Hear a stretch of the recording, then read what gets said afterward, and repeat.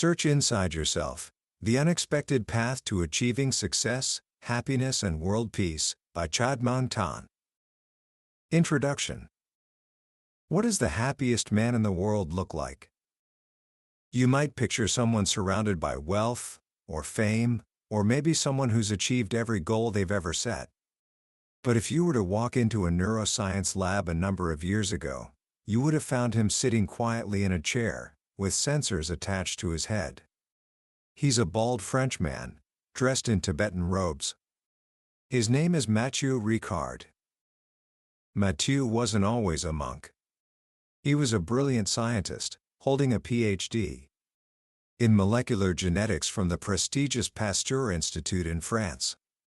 But in 1972, he made a choice that baffled his colleagues. He left his promising scientific career behind to study Tibetan Buddhism in the Himalayas. Years later, when the Dalai Lama encouraged his monks to participate in scientific studies on meditation, Mathieu was the perfect bridge between these two worlds. He understood the rigorous, data-driven mind of a scientist, but he had also spent decades training his own mind through ancient contemplative practices. So, scientists put him to the test. They wanted to measure his happiness. It turns out, you can actually do this. By measuring the electrical activity in the brain, specifically the difference between the left prefrontal cortex, the seat of positive emotions like joy and enthusiasm, and the right prefrontal cortex, which handles negative feelings, you can get a remarkably accurate reading of a person's baseline happiness. Most people fall somewhere along a predictable spectrum. But when they scanned Mathieu's brain, the researchers were stunned. His results were completely off the charts. He was, by a huge margin, the happiest person science had ever measured. The media soon nicknamed him the happiest man in the world. But here's where the story gets truly interesting. This extraordinary happiness wasn't a genetic gift or a lucky accident. It was the result of training. Decades of mental training had literally rewired his brain for joy. And that is the profound, world-changing secret at the heart of the book we're exploring today, Search Inside Yourself, by Google's very own Chade-Meng Tan. Meng, as he's known, was one of Google's earliest engineers, employee number 107, to be exact. Surrounded by some of the highest IQs on the planet, he noticed that intelligence and success didn't always lead to happiness or fulfillment. He saw brilliant people struggling with stress, difficult relationships, and a lack of inner peace. And he had a wild, audacious idea. What if he could use his engineering mindset to reverse engineer happiness? What if he could create a curriculum, grounded in science, that could teach anyone, even skeptical, data-driven engineers, the skills of emotional intelligence? The result was a course that became legendary inside Google, called Search Inside Yourself.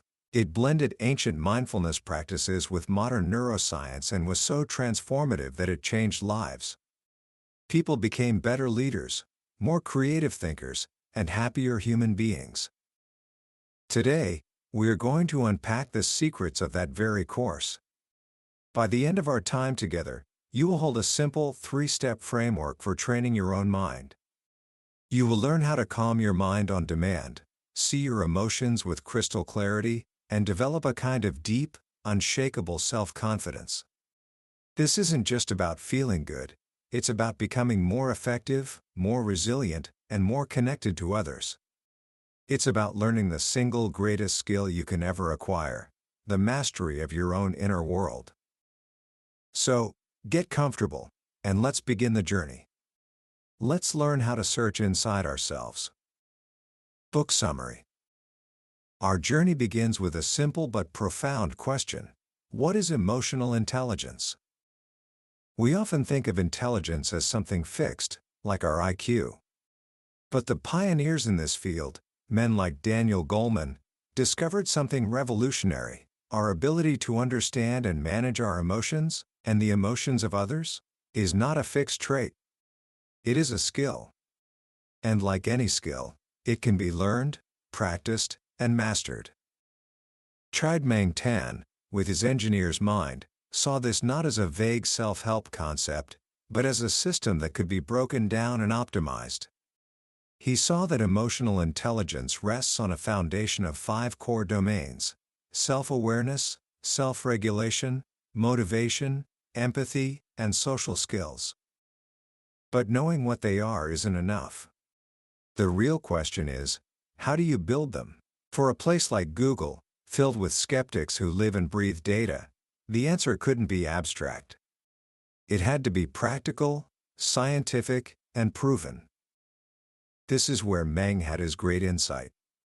He realized that all 5 of these skills grow from a single seed: the training of attention. Think about it. You can't regulate an emotion if you're not even aware you're feeling it. You can't empathize with someone if your mind is a million miles away. Attention is the gateway to all higher emotional and cognitive abilities. And so, the entire Search Inside Yourself program is built on a simple, 3-step progression. Step 1. Train your attention. Step 2. Use that trained attention to understand yourself. Step 3. Use that self-knowledge to build new mental habits. It's an elegant, logical flow. And it all starts with a practice that has been around for thousands of years, but which science is only now beginning to fully appreciate: mindfulness meditation. Now, the word meditation can sometimes feel intimidating. You might picture someone sitting silently for hours, trying to empty their mind.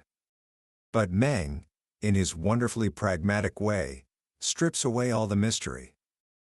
Meditation, he says, is simply mental exercise. It's a workout for your brain. Imagine you have a jar of water filled with sand. If you shake the jar, the water becomes cloudy and turbulent. You can't see through it. This is what our minds are like most of the time: agitated, filled with swirling thoughts, worries, and plans. We can't see anything clearly. But what happens if you set the jar down and just let it be? The sand slowly settles to the bottom. The water becomes calm and clear. Mindfulness is the practice of setting the jar down. It's not about forcing the thoughts to go away. It's about creating the conditions for them to settle on their own. The practice itself is embarrassingly simple. Meng calls it the 2-minute mindfulness exercise. You can do it right now. Just sit comfortably. And for 2 minutes, bring a gentle, consistent attention to your breath.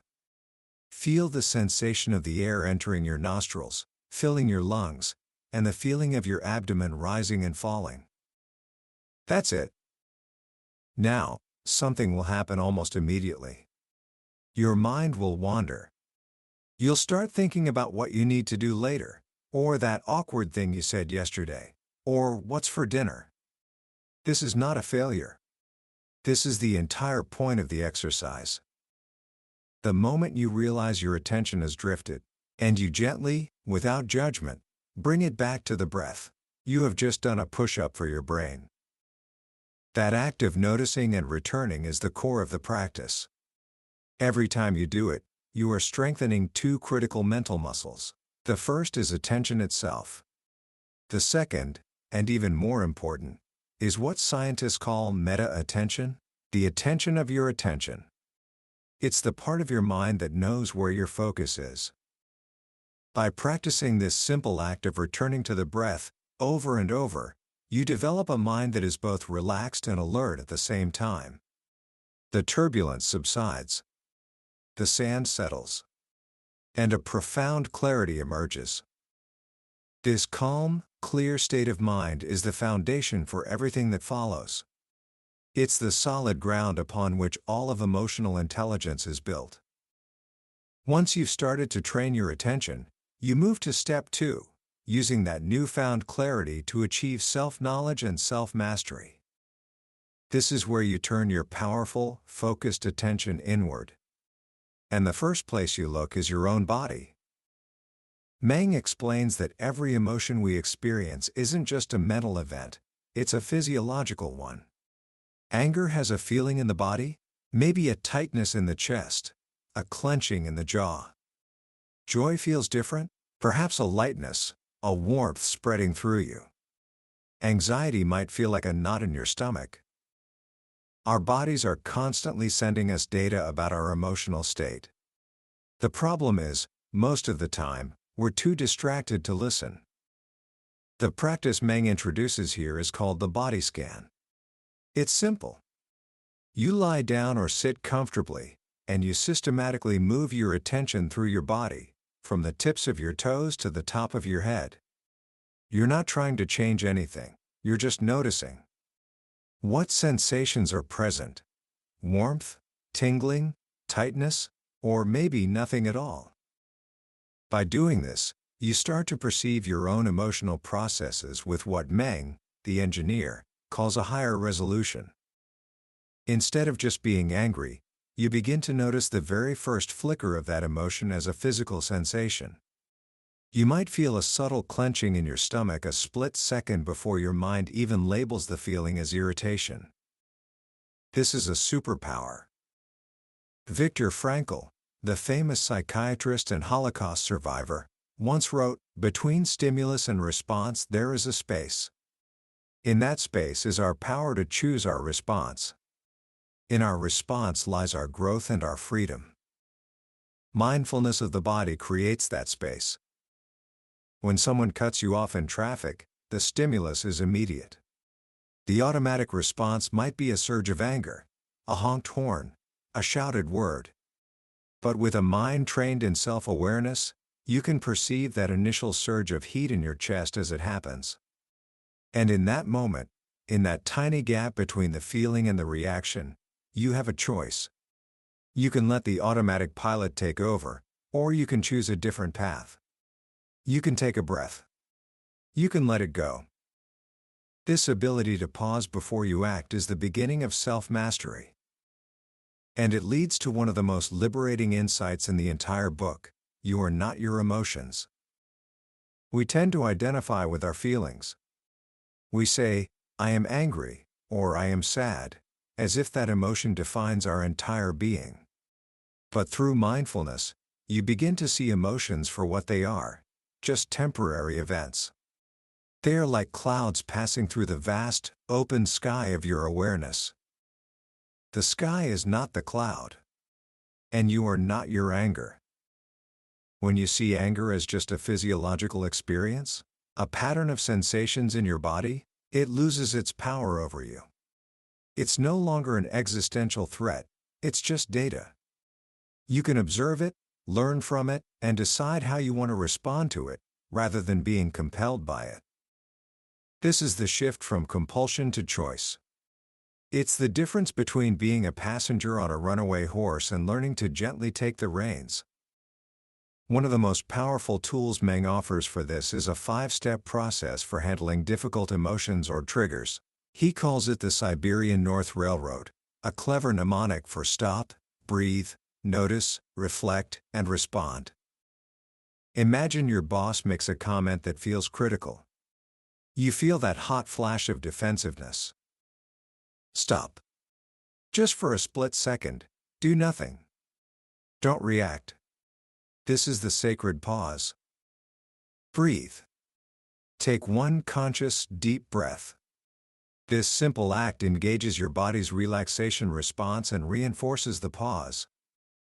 Notice. Turn your attention inward. What does this feel like in your body? A tightness in your throat? A racing heart? Just observe the physical sensations without judgment. See it as a physiological event, not an identity crisis. Reflect. Ask yourself, where is this coming from? Is there a history to this feeling? What might the other person's perspective be? Remember, everyone is just trying to be happy, even if their way of going about it is clumsy. Respond.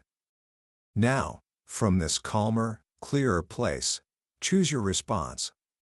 Instead of lashing out, perhaps you can ask a clarifying question or simply state how the comment made you feel. This 5-step process, which can happen in a matter of seconds with practice, is the art of riding your emotions like a horse, rather than being trampled by them. This journey into self-awareness also leads to a surprising destination, an all-natural, organic form of self-confidence. This isn't the loud, chest-thumping bravado we often mistake for confidence.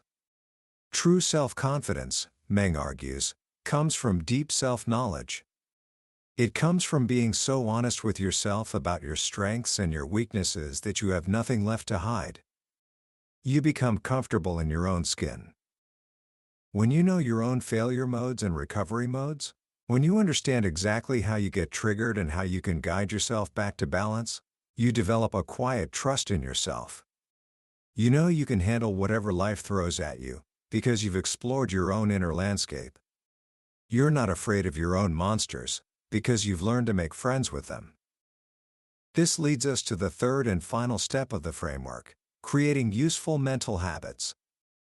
Once you have a calm, clear mind and a deep understanding of your inner world, you can begin to intentionally cultivate the qualities you want to embody. This is where the inner journey turns outward, into the domains of empathy and compassion. Meng explains that empathy isn't some magical, innate gift. It's a skill that relies on the same brain circuitry as self-awareness. When we empathize with someone, our brains actually start to mirror their physiological state. Daniel Goleman calls this an emotional tango. Our brains are literally designed to dance with each other. So, if you want to become more empathetic, the first step is to continue strengthening your own self-awareness. By getting better at reading your own body's signals, you automatically get better at tuning into the signals of others. But you can also train empathy directly. And the way you do it is through creating mental habits. The Buddha said, "Whatever one frequently thinks and ponders upon, that will become the inclination of his mind." In modern terms, what we think, we become. Neurons that fire together, wire together. If you want to be a more compassionate person, you can train your brain to default to kindness. The practice Meng teaches for this is called Just Like Me. It's incredibly simple, but profoundly effective. You can do it with anyone, a coworker, a stranger on the bus, or even someone you have difficulty with. You look at the person and silently say to yourself, "This person has a body and a mind, just like me. This person has feelings, emotions, and thoughts, just like me. This person has, at some point, been sad, disappointed, or hurt, just like me. This person wishes to be happy, just like me." By repeating this, you are actively training your brain to see similarity instead of difference. You are shifting your perception from other to us. This simple mental shift is the seed of empathy. You can then build on this with a practice called loving kindness meditation. You bring this person to mind and generate wishes for their well-being. I wish for this person to be free from suffering. I wish for this person to be happy. What's amazing about this practice is that the person who benefits most is you. The act of generating kindness is, itself, a deeply joyful and calming experience. Science has shown that performing acts of kindness is one of the most reliable ways to boost your own happiness. Kindness, it turns out, is not a sacrifice. It's a source of sustainable joy. When you combine these practices, a calm and clear mind, deep self-knowledge, and the cultivated habits of empathy and compassion, you become not just a happier person, but a more effective one. You become a better leader. The most effective leaders, studies show, are not the most ruthless, they are the most likable. They are the ones who create trust. And trust is built on a foundation of empathy. When people feel seen, heard, and understood by you, they will move mountains for you. You become a better communicator. You learn to listen not just for the words people are saying, but for the feelings underneath. You understand that in any difficult conversation, there are really three conversations happening: the what happened conversation, the feelings conversation, and the identity conversation. What does this say about me? By skillfully navigating all three, You can turn conflict into collaboration. Finally, all of this inner work culminates in the domain of motivation. True, lasting motivation doesn't come from external rewards like money or praise. It comes from within. It comes from three things: autonomy, the urge to direct our own lives; mastery, the desire to get better at things that matter; and purpose, the yearning to do what we do in service of something larger than ourselves. The practices of search inside yourself give you the clarity to find your purpose. One of the most powerful exercises in the book is called Discovering Your Ideal Future. You imagine your life 5 years from now, where everything has gone as well as you could possibly hope. You write about it in vivid detail, as if it has already happened. This exercise isn't just wishful thinking. It's a way of connecting with your deepest values and aspirations. It gives you a North Star to guide your actions. The story of Ross Savage is a testament to this power. She was a management consultant living a comfortable but unfulfilling life. She did an exercise where she wrote 2 versions of her own obituary, one based on her current path, and one based on the life she dreamed of living. The first version drained her. The second filled her with so much energy she didn't want to stop writing. That single exercise gave her the courage to leave her old life behind and become the first woman to row solo across 3 oceans. When you align your daily actions with a purpose that deeply matters to you, work stops feeling like work. It becomes an expression of who you are. And this brings us back to Meng's audacious dream: world peace. It might sound naive, but his logic is beautifully simple. World peace begins with inner peace. When individuals are at peace with themselves, they naturally become more compassionate towards others. And a world filled with compassionate people is a world that is fundamentally more peaceful. The journey he lays out in Search Inside Yourself is a practical, step-by-step roadmap for that inner transformation. It's not about becoming someone else. It's about uncovering the calm, clarity, and compassion that are already within you. It's about learning to search inside yourself and discovering the profound treasures that have been waiting there all along. Commentary. What I find so profoundly beautiful about Search Inside Yourself is its quiet, revolutionary spirit. It takes concepts that have been shrouded in mysticism for centuries: mindfulness, compassion, inner peace, and it translates them into a language that is modern, scientific, and incredibly practical. Chade-Meng Tan's genius lies in his ability to be a bridge. He is an engineer who speaks the language of data and efficiency, but he is also a person of deep wisdom who understands the human heart. He shows us that these 2 worlds are not in opposition. In fact, they enrich each other. The rigor of science can validate the insights of ancient traditions, and the wisdom of those traditions can give our modern lives a depth and meaning that technology alone never can. The most powerful lesson in this book, for me, is the idea that happiness and compassion are not destinations we arrive at, but skills we cultivate. They are the natural result of consistent mental training. This is an incredibly empowering message. It means that our well-being is not at the mercy of external circumstances. It is something we can actively shape and develop, just like we would train a muscle in the gym. And Meng makes the entry point to this training so accessible, it's almost impossible to refuse. He doesn't ask you to overhaul your life or retreat to a monastery. He asks for just 1 mindful breath a day. That's it. 1 breath. Because he knows that small, consistent actions, repeated over time, are what lead to profound transformation. This book isn't just a manual for personal success or happiness. It's a blueprint for a better world. Meng's ultimate vision is that if enough of us undertake this inner work, we can collectively shift the baseline of human consciousness towards greater kindness and understanding. It's a bold vision, but it's rooted in a simple, undeniable truth: every great change in the world starts with a change within an individual. So, If you're looking for a place to start your own journey of inner exploration, here are a few simple actions you can take today, inspired by the wisdom of this book. First, try the one breath a day practice. Just once today, pause and take a single, conscious breath. Feel the air come in and feel it go out. That's your meditation for the day. You've fulfilled your commitment. Anything more is a bonus. This simple act builds momentum and cultivates the habit of self-kindness.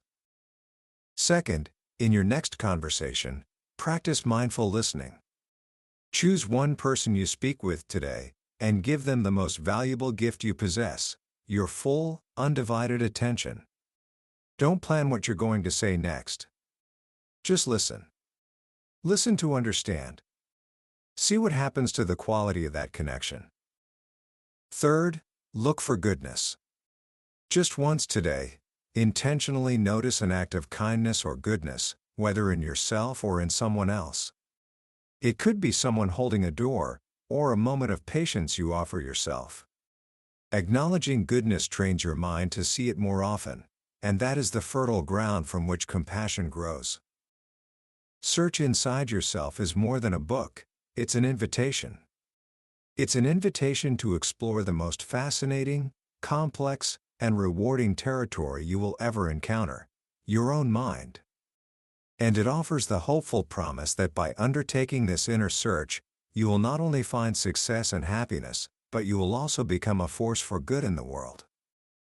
That was a deep dive into Search Inside Yourself by Chade-Meng Tan. We've explored the main path today, but a summary is like looking at a map of a beautiful national park. It can show you the trails and the landmarks, but it can't replace the feeling of walking through the forest, hearing the birds, and breathing the fresh air for yourself. The real value comes from the personal journey. This summary is your map, to help you decide if this is a park you want to explore.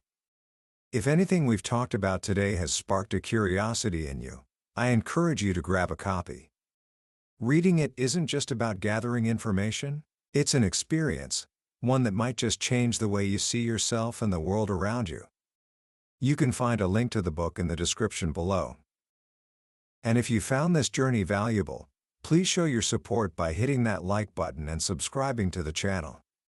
That way, you won't miss our next exploration into another life-changing book from the billionaire's bookshelf.